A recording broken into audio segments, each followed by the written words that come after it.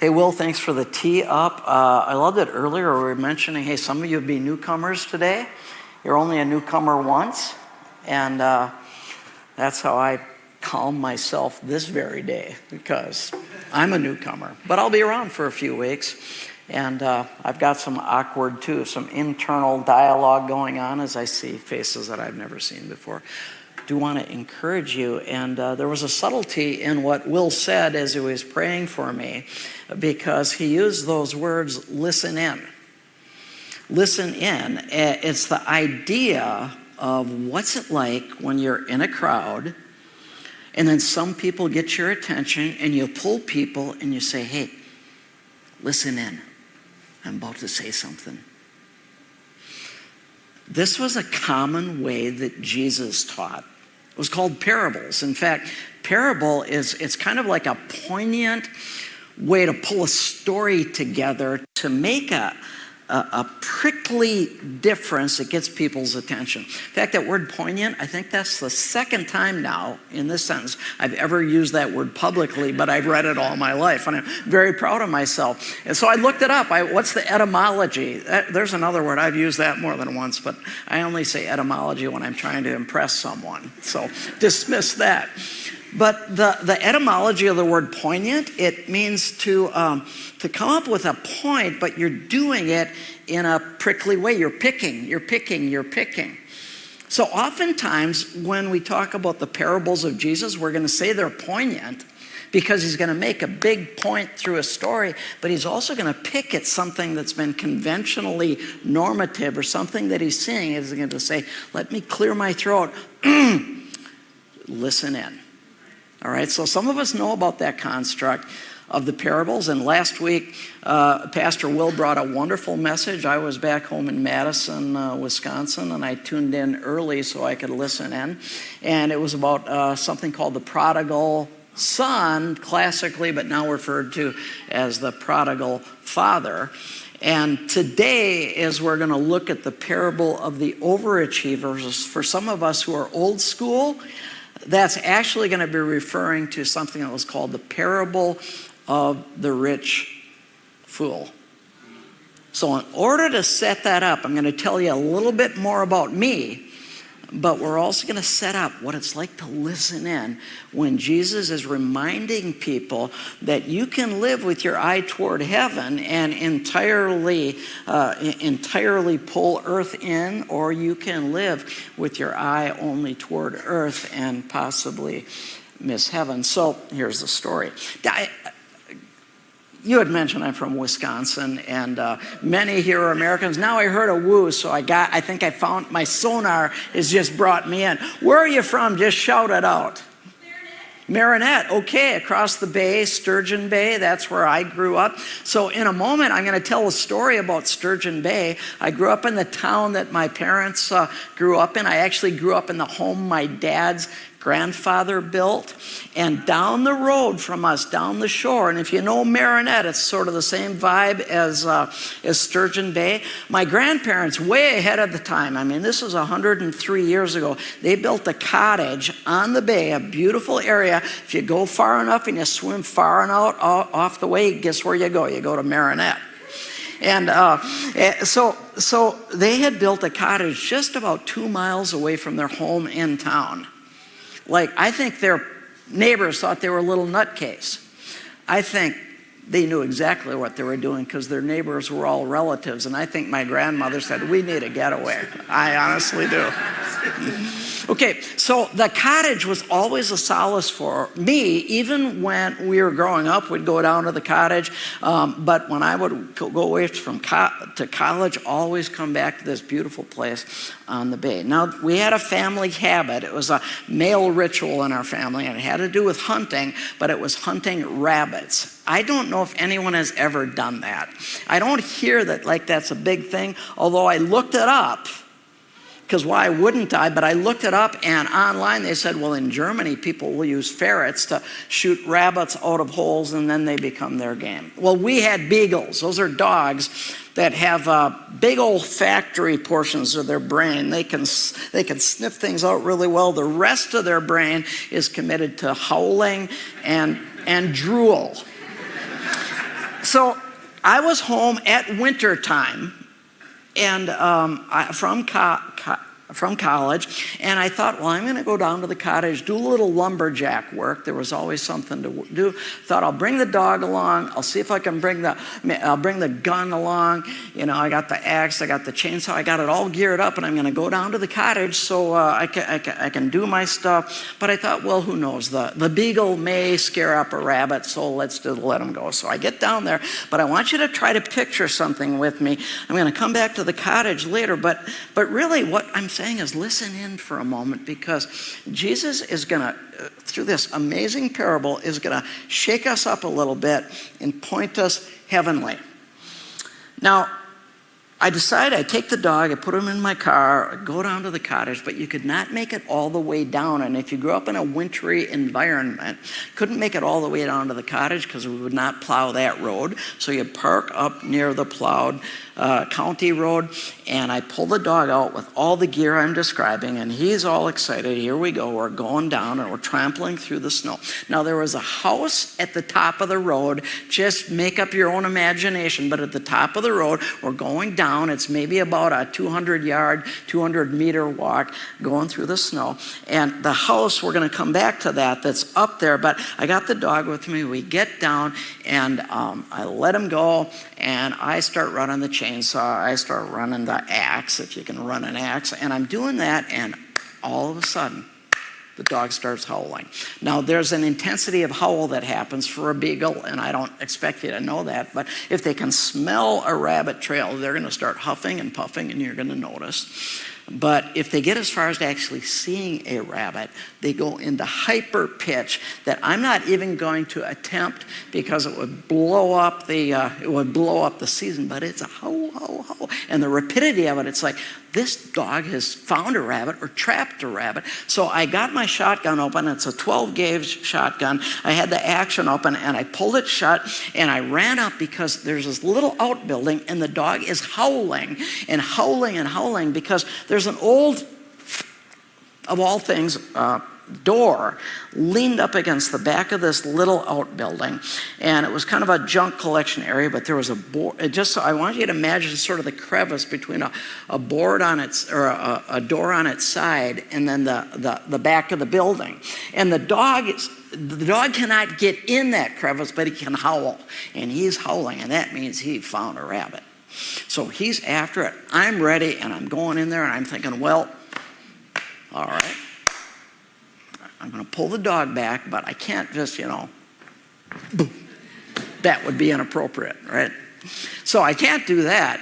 But I pulled the dog back, and I just decided I would see what was down there, and then if it was right, I was going to kick that door over and give the rabbit a chance to run, and then I'd take a shot. So I pulled the dog back. He's all excited. I see the biggest rabbit I've ever seen in my life. This is representative. This was a big rabbit. It was a big, big, big rabbit, and Tom is not making this up, because there was a validation a little bit later. So I pull the dog. I'm looking down there. I'm like, this is crazy. I'm overhearing my father, who was a loving father and would always tease me if I would miss. He had his way of teasing, like if I would miss. So I'm looking, I got a huge shotgun, I got this big rabbit, and here we go, baby. So I balancing act, and I kick that door over, boom, and off goes that rabbit. So I gave it about 3 seconds. I had the action shot, I took a shot, boom, missed. Rabbit keeps going, boom, missed. Rabbit keeps going, boom, missed. I missed 3 times, to the point that the dog stopped talking to me forever. Okay, but honestly, it was like, what in the world? And the dog goes off. They'll do that. Eventually, they come back, and when he comes back, I clipped him up again. We pulled everything together, and we go back up through the snow. And I told you about the house, right? That's where I had parked the car. That house was occupied by cousins of mine. Like I said, it was all just a big genetic pool up in that community. And so this is like a second cousin to me. A little girl, as I'm packing up, she was maybe about 7 years old at that time, and I was maybe 20, 21, 22. And as I'm putting the dog back in the car and all the equipment that I'm describing, I hear her from the house. She yells to me, and she says, "Uncle Tom." And I said, "Yeah?" She says, "Have you seen my pet rabbit?"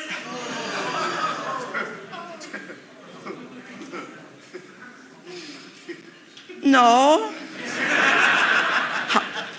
To be, in all truth, I didn't know if that was her pet rabbit. Yeah. Well, obviously. And I went away with all my insecurity. I drove away and I just said, "Oh my goodness, could you imagine?" Right? Could you imagine if I'm the happy hunter? And that is, in fact, the pet rabbit, and we're talking about trauma, for a long, long time. All right. Now, let's think about trauma for a minute.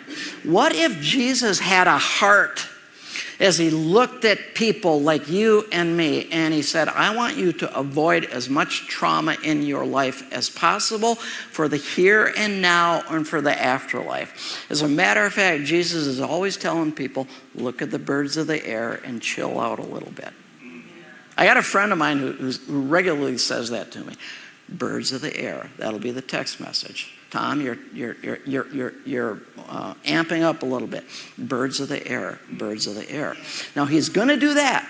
He's going to do that, but he's wanting people to avoid trauma for the here and now and for the ever. So we are going to ask you now as we turn to Luke chapter 12. Luke is a scribe who wrote down a lot of parables. So there's a lot of listen-in stories in Luke's gospel. Matthew, Mark, Luke, John. There are 4 different camera angles on the life of Jesus. And Luke in chapter 12 is pulled together in an orderly fashion. The context, but also the parable called the parable, we're calling it the parable of the overachiever. And in chapter 12, we can't possibly cover all of it. It'd be a great thing for you to do this week, just Luke 12. Now, the way I remember that, by the way, is this way. Luke 12. Okay, everybody, Luke 12. There we go. Wow. 9:30 service, you all are just ripping it. So here we go. But in chapter 12, in this poignant moment, there is a context now where Jesus is at the boiling point with the religious establishment. And they're at the boiling point with him, by the way. They were called the Pharisees. There were other nicknames and attendant names like scribes and keepers of the law. But these were the religious ones who were the control freaks. And they had all of Israel really in a headlock. People didn't know any better. You might have grown up in a religious environment that had you in a headlock, and you might be here for the first time. Just as David prayed earlier, probably for you, that maybe you get out of the headlock and you would find the grace of Jesus and understand how valued you are and how you belong.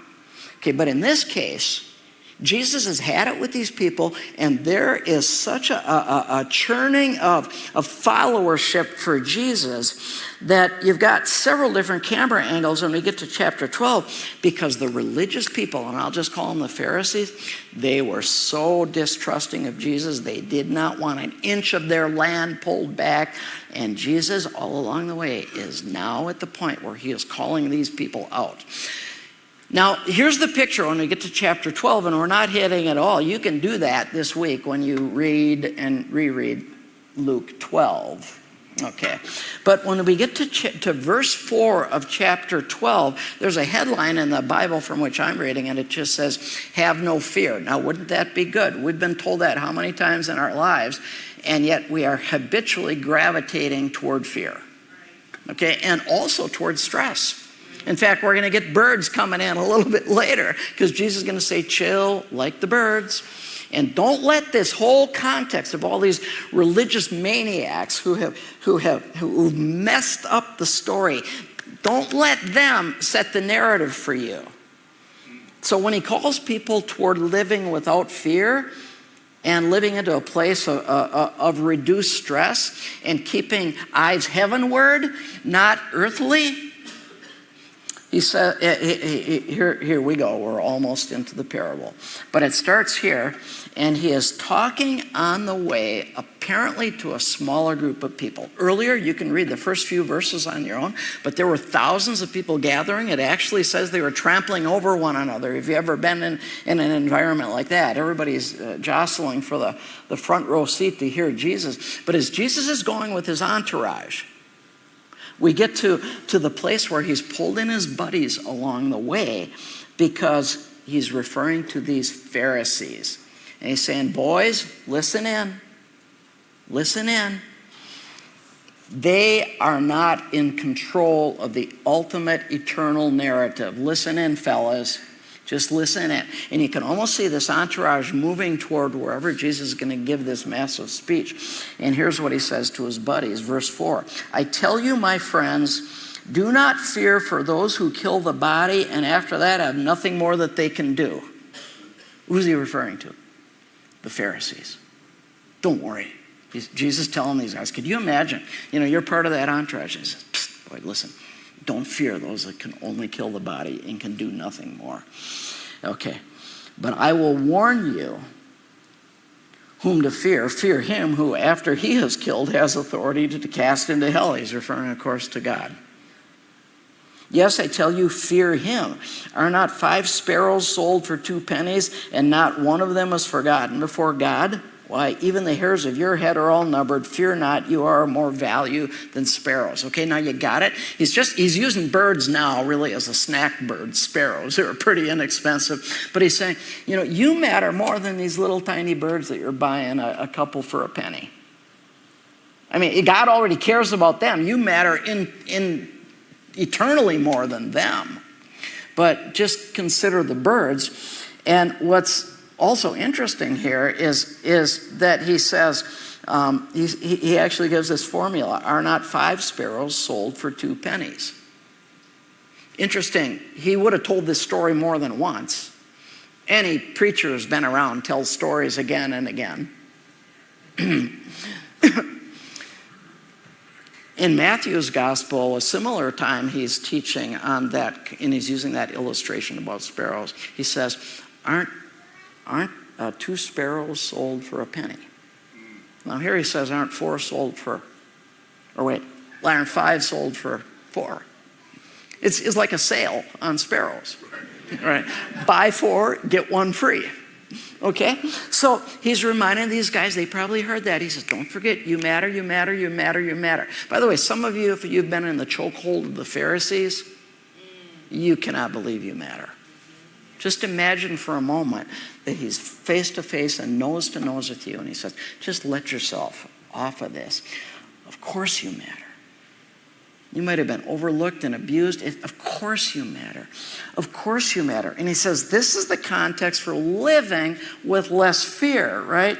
And he says, even the hairs of your head are all numbered. Fear not, you are more valuable than sparrows. Don't let this religious tonnage that has come with you, don't let that define you. And those people, guess what? They could wreck your life for a while, but not eternally. So he says, don't worry about that. Now, I was thinking, and I know I'm not going to overdo military illustrations in a context where we understand many people are aligned with the military, but you know who I was thinking of? In the United States, anyway, some of you would know about what was called the Civil War. It was the war between the states, and it became just critically important to the American Republic getting its act together properly with the sin of slavery. And there was a guy who was, interestingly enough, fighting for the South. He was a Christ follower and sincere really about states' rights, but he was kind of a nutcase. And he got a nickname because there was an important battle where their side was being defeated, and this guy goes to the front of the battle and he charges people into battle, and they win that particular victory. In fact, that day he got a nickname because somebody said, look, let's follow Jackson. He's standing there like a stone wall. Okay. And he was kind of a nutcase. I mean, he really loved Jesus. He was so deeply attuned to what we just said about not fearing, that after that battle, the following day, where they had won that battle, they were collecting bodies, and Jackson is overlooking this field that was called the Battle of Manassas or the Battle of Bull Run. And he's looking, and this captain next to him, who's a scribe for the moment, says to Jackson, he says, how is it, Colonel Jackson? He was not yet a general. He says, how is it that you can stand so imperturbable and without fear with such a torrent of bullets raining around your head? And Jackson said these words. He looked at his captain. And again, he's standing and he's scanning the field. And he says, Captain, my religious belief teaches me to feel safe in battle as in bed. God himself knows the appointment of my death. I do not concern myself with that, only to be always ready when it should overtake me. And then he scans out. This is not the quote, but he scans out and he's looking at the field again. And then he looks back at the captain and he says, this is how all men should live. Then all men would be equally brave. Okay, now that's the setup. Jesus has got his entourage. There's all kinds of cacophony. They're headed up and there's going to be some sort of a speech. But he's telling these boys, listen in. Listen in. Fear does not have to be your eternal companion. In fact, they want you to be that way, but not with me. All right. So I want to jump down. I'm going to look at verse 13, because what's happened now is he is on his way. He's headed toward the stage, whatever that might look like. And it says, someone in the crowd said to him, Teacher, tell my brother to divide the inheritance with me. This is like the Mr. President, right? Someone's shouting out a question as they're on their way. And it says, someone in the crowd said to him, Teacher, tell my brother to divide the inheritance with me. Imagine that, right? Everybody's got a question for Jesus. Everybody, by the way, in this room probably has some inheritance story that went sideways. But this guy has got a question, and he's like, hey, tell this guy to my brother to equalize with me and divide it. And here's what Jesus said. But he said to him, man, who made me a judge or arbitrator over you? Was it possible for Jesus to roll his eyes without sinning? Of course. Of course. Not every time you roll your eyes is a sin. And I would imagine Jesus going, all right. But the guy pitches out the question as they're going along, and then he says then to his to the man, I mean, he engages, and it says, but he said, man, who made me a judge or arbitrator over you? It's almost like this is just the kiddie end of the pool. Will you let me get to the stage? And he said to them, now who's the them? I don't know. Luke is condensing this story, of course. I don't know who the them is, but the parable retained. Was he given the them just to his disciples, his close ones that are on the way? Did he stop and give a parable? Or did he say, I'll tell you what, I'm going to speak off of this very topic when I get in front of everybody? Either way, the them is us right now, and here's what it says. And he said to them, take care and be on your guard against all covetousness, for one's life does not consist in the abundance of his possessions. Powerful statement. That's a memorable one. Your life does not consist in the abundance of your possessions. And he told them, told us, he's telling us a parable, and he says, listen in. The land of a rich man produced plentifully, and he thought to himself, what shall I do, for I have nowhere to store my crops? And he said, I will do this, I will tear down my barns and build larger ones, and there I will store all my grain and goods. Just think about it. You can nuance this in so many ways, but I mean, store, is that the idea? Store, or does grain have another purpose, right? But he says, life, This is so good because he says, and build larger ones, and there I'll store all my grain and goods. And I will say to my soul, soul, you have ample goods laid up for many years. Relax, eat, drink, and be merry. But God said to him, fool, this night your soul is required of you, and the things you have prepared, whose will they be? So is the one who lays up treasure for himself and is not rich toward God. Okay, just told them the parable. That's the parable. That's the story. He says a guy was doing pretty well, and he kept saying, I got to build more barns. And I'm going to build and build and build and build barns. And I will keep accumulating, and I'll keep accumulating, because then one day I won't have to worry. What if that one day was right now? By the way, I think is what Jesus is saying. What if that one day was right now that you fundamentally did not worry? And your life would not be defined by the abundance of your possessions, but even more so, yours is one who is not foolish. So is the one who lays up treasure for himself and is not rich toward God. Rich toward God. You think he's pitching money for a building campaign? Probably not. The richness, the fullness, the richness of the life with God. We sang about it earlier today, and we will conclude today when we have communion. And we remember the richness of the life toward God, the invitation to not worry, the invitation to live without fear, the invitation to have an eternal perspective and not get so stuck on the world that we miss eternity, but rather be eternity oriented so we can get the earth thrown in as well.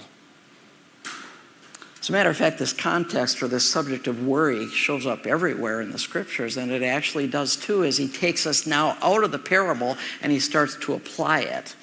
And the idea of worry, it's a perpetual journey and a perpetual friend of ours that comes near us. But look at least the headline in mine around verse 22. It says this, and he said to his disciples, therefore. Now, who's he talking to? Well, fundamentally, he's talking to all of us. He says, do not be anxious about your life, what you will eat, nor about your body, what you will put on. For life is more than food, and body more than clothing. Here we got birds again. Consider the ravens. They neither sow nor reap. They have neither storehouse nor barn, yet God feeds them. Of how much more value are you than the birds? And which of you, by being anxious, can add a single hour to his lifespan? If then you are not able to do if then you are not able to do as small a thing as that, why are you anxious about the rest? Basically, chill. Okay. Now, is this a call to not be industrious? Not at all. Pretty good idea to have a barn or two. Not a bad idea, but if you're fundamentally just ground in on this, like there's an obsession and you can't let go, then you've got to consider what Jesus just said to the rich fool or the overachiever. Like, dude, or lady, you don't always need to be active. How about if you lived a life in such a way that you thought about more birds and fewer barns? Yeah. Wow. More birds, fewer barns. And especially with that religious crowd out there that is challenging and calling you and always wanting to put you in a headlock in this world. What if you said, no, I'm stepping off? My life will not be defined by the abundance of my possessions, and therefore I'm going for more birds than barns. Okay. Let's think about that. Think about that. I mean, just imagine, what if you read Luke 12 every day this week? And you said, I'm going to try to do that. How about for this summer? Just for the summer. Just for the summer, I'm not going to worry. Of course, I'll be industrious. Of course, I'll be responsible. Yes, but I'm not going to worry. What if just for this summer? Here's the deal that we'd say. Try that out for the summer. How about just till September 1st? And if you want your old life back, we'll give it to you. Okay? Try to live that way. I mean, it's taught everywhere. And here, this picture, I think, it tells it, why worry? It doesn't do you any good. It's the subtitle of the risk of the the parable of the overachiever. So, let me tell you a little more. Remember I talked about this cottage. 2 miles away from me, 13 miles away from Marinette. During the COVID time, I had a group of friends. We called ourselves the COVID runners. And we would go running. We'd go running in parks. We'd go running everywhere. We'd run. And we'd get up to our cottage. Get up to my cottage because it was an awesome place. And we'd get up there and we'd run. But, it was COVID, so we had reduced exposure to other people. Well, we go out for this run from the cottage, and we go north on Bayshore Drive for a while, and then we're coming back to the cottage. And somebody said, "Hey, can we just go a little bit longer?" I don't know. We ran maybe half hour, 45 minutes. Can we go a little bit longer? And I said, "Hey, sure. As a matter of fact, let's just go down about a half mile more, and I'll show you the cemetery where my grandparents are buried. They're the ones who had built this cottage. So let's go down there." So I don't know if this has ever happened to you, but I'm going down there, and these people are running and along with me, and I'm going to show them where Louis and Henrietta Neville are buried. And as I'm getting closer, and I'm getting into the graveyard, and I know about where they're buried, and I know about where they're buried, and I know about where they're buried, and I can't find it. Just 2 generations away. 2 generations away. Think if their mindset was, we got to hustle. I mean, I hardly knew them. But 2 generations away, and they can't find our gravesite. That's how brief our lives are. And to get so wound up and freaked out about them, it's just not the way. Well, it's the way the world wants us to be, but Jesus is saying more birds, fewer barns. So just try something for a minute. Everybody play for a moment. If you know the first, middle, and last names of your parents, 2 of them, raise your hand. Just hold it up. Now, some of us might not, right? We know there's complexities. Now, keep your hand up. We're just going to exercise for a moment. Now, if you know the first, middle, and last names of each of your 4 grandparents, keep your hands up.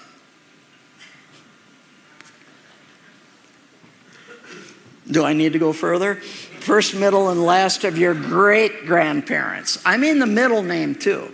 Okay, so what's the middle name of one of your great-grandparents?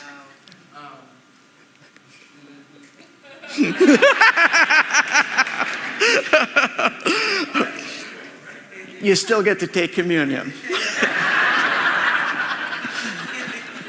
Okay, do you understand? Jesus is saying, don't buy that cacophony out there. Don't buy it. Birds more than barns. Yes, grain. Yes, barns. Yes, not perpetual. You're always on. You're always going. In fact, was it C.S. Lewis who put it this way? He says, if you aim for earth, you'll miss heaven. If you aim for heaven, you'll get earth thrown in. So we're just about wrapping up. We are going to come toward communion, but I'm going to tell you what Pastor Will was referring to earlier. He said on the 2nd of July, I'm going to be doing something called a 5 Gears workshop. This is about this visual tool that I use in my work. I don't know if any of you have seen this before, but this visual that I'm showing you absolutely healed my relationship with my 26-year-old son, Andrew, and me about 10 years ago. But the tool, the gears, describes a way to calibrate this whole issue of how hard are you working versus how much are you chilling, how much are you burning versus how much are you birding. Okay? And I'm going to go through this rather quickly just to give you an idea. And if you want to take a picture of it, by all means. Okay? But we are going to go deep on this tool when we have this workshop in a couple of weeks from now. But here's what happened. My son and I were like the gears of a car that were grinding. Because here's the idea. If you are overproductive, always working, you will be underpresent with someone, meaning you are at risk of losing relationship.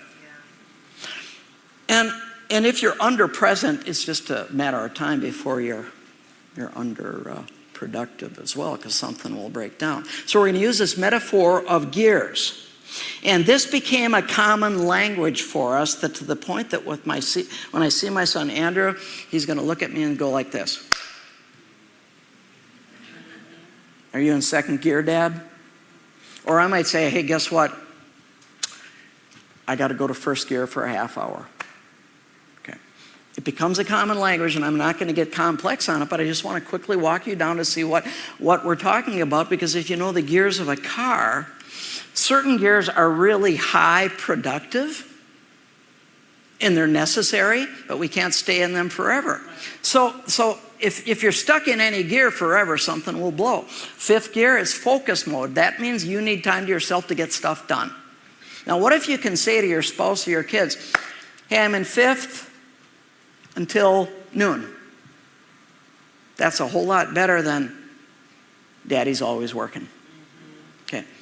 Fourth gear is called task mode. It's multitasking and managing to-do lists. By the way, when Andrew and I had a blow-up moment and we learned this tool, it healed us, and I say it healed us in about 10 minutes, to the point that over the last 10 years of our relationship, it's just been absolutely beautiful. And I always say this tool healed our relationship. He says this tool gave me a relationship. By the way, as you're taking pictures, somebody take a picture of me so I look awesome, because I need that for my own reasons. Okay. Third gear, social gear. Not everybody likes social gear. Not everybody wants to hang around after church and yak a little bit. Not everybody wants to take me out for dinner this week. Okay. But social gear is where you gain trust with each other. That's where you gain trust. You try it on. Okay, second gear is connect mode. That means us together. It's so much better to say at Thanksgiving time or some holiday, hey everybody, we're going into second gear, meaning devices are off. It's so much better to say, are you going to get off that thing? Okay. First gear, recharge. That's rest and recovery, personal recharge. Now, I'm going to be here for about a month, but what if I say to Will sometime, he says, hey, hey, you want to get together to do this? I might say, hey, I'm going to be in first gear till 4. I'll get back to you. All right. It becomes a common language. If you have this common language, wow, do things go well. I noticed this morning, by the way, when the music team was preparing, and one of the band members said, hey, I looked at A, but I think we're going to go to G. Okay, talking about notes, apparently. I don't know a thing about, but it was inside language. Inside language. When I see you, hey, can we be in second gear? It's things like that. And then there's R, that's recharge. That's then I mentioned first gear, recharge, and then R is responsive mode. It means just backing up and apologizing. Having this common language is what gave my son Andrew and I the ability to apologize. I'm going to try something. Hey, are you there?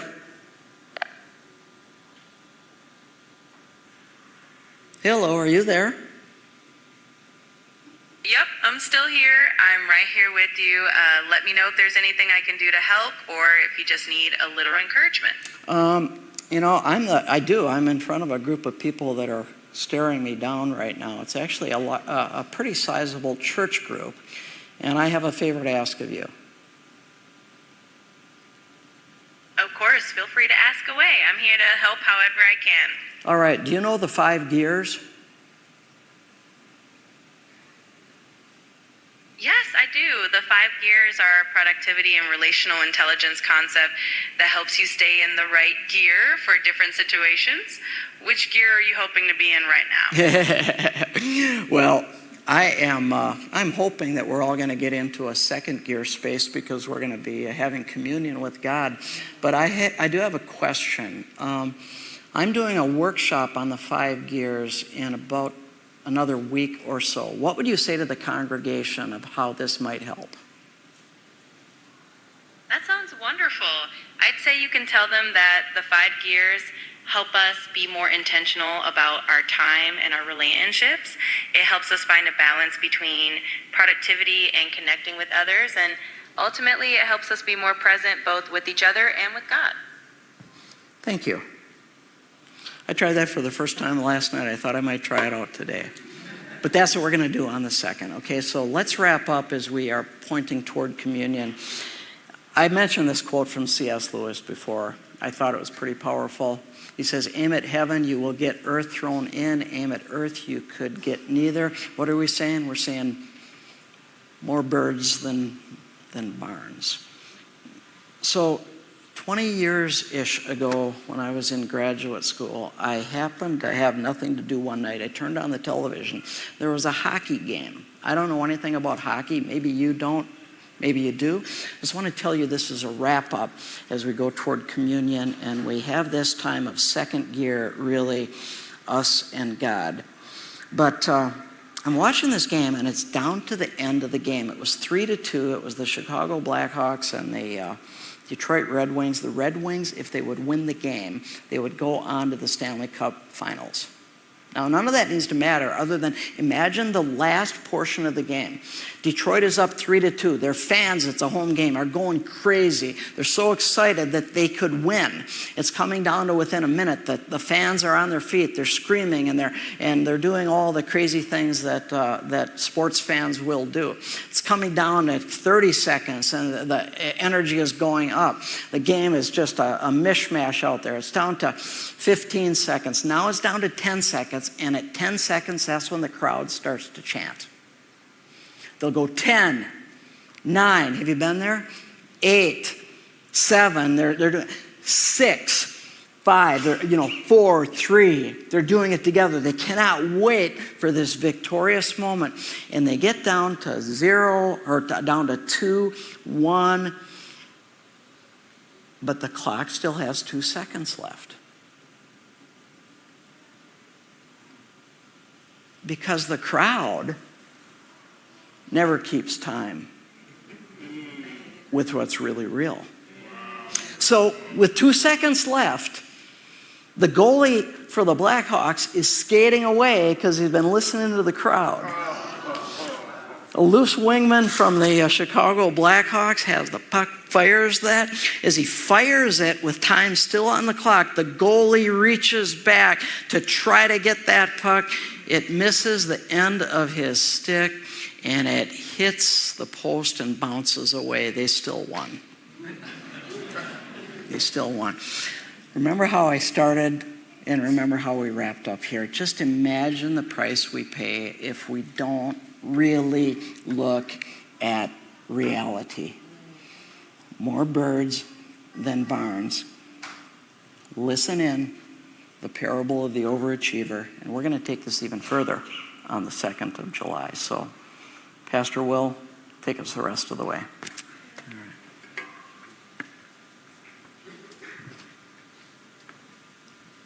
Awesome. Thank you, Tom. And we can leave those questions up there.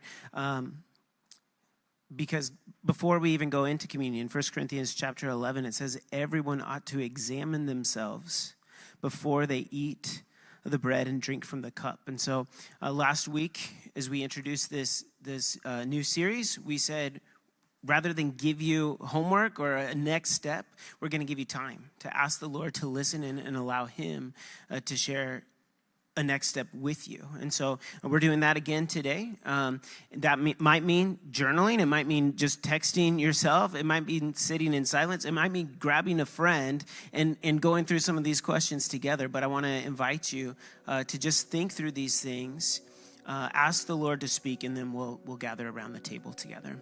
We've got about 3 minutes or so before we'll do that.